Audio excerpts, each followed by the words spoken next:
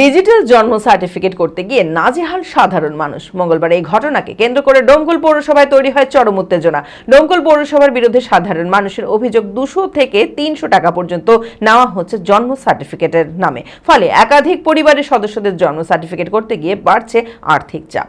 উত্তেজনা চরমে উঠতেই ঘটনাস্থলে পৌঁছয় ডোমকল থানার পুলিশ ও পরিস্থিতি নিয়ন্ত্রণে আনে। মানসিক স্বাস্থ্যের জন্য সবার আগে যে নামটি মনে ভেসে ওঠে, সুস্থ মনের ঠিকানা মনোবীক্ষণ। যোগাযোগ নাম্বার 7477799513।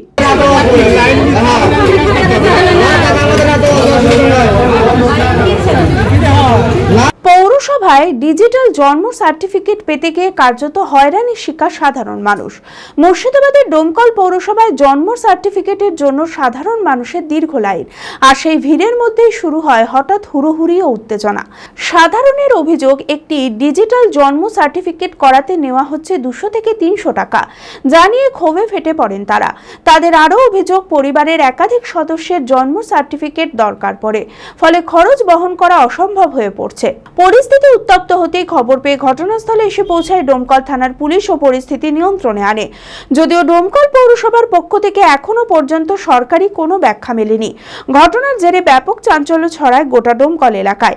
এই ঘটনাকে কেন্দ্র করে সাধারণ মানুষের মনে ঘুরপাক খাচ্ছে একটাই প্রশ্ন, সরকারি পরিষেবার জন্য অতিরিক্ত টাকা কেন? আমি জন্ম সার্টিফিকেটের নাম ঠিক করতে এসেছি, পৌরসভার জন্ম সার্টিফিকেট করার লেগে এসেছি। এখানে এসে আপনার উপরে 300 টাকা চাইছে, এখানে লাইনে দাঁড়িয়ে থেকেছি, এখানে আপনার 50 টাকা লাগছে। কোর্টে গেলাম, কোর্টে যাই এটা ঠিক করে দেখলাম, বলছে 200 টাকা লাগবে, ওটা এখানে 200 টাকা দিয়ে ঠিক করে দেখলাম। আবার ইয়ার ভিতরে এসে বলছে এটা হবে না, আধার কার্ডের নাম ঠিক করতে হবে এখন। তাহলে আমরা এই আইকিরি করে সারাদিন থেকে সকাল 10টা থেকে এসে লাইনে দাঁড়িয়ে থাকছি, এবার 10টা থেকে হয়রান করে লড়াছে আমাদেরকে।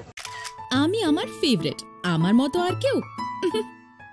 চঞ্চলতা তার কথায় কথায় জীবনে মিশে রঙ ভরায়, চুপি সারে মনে সে সাদে সবাইকে পাগল করে, পাগল করে।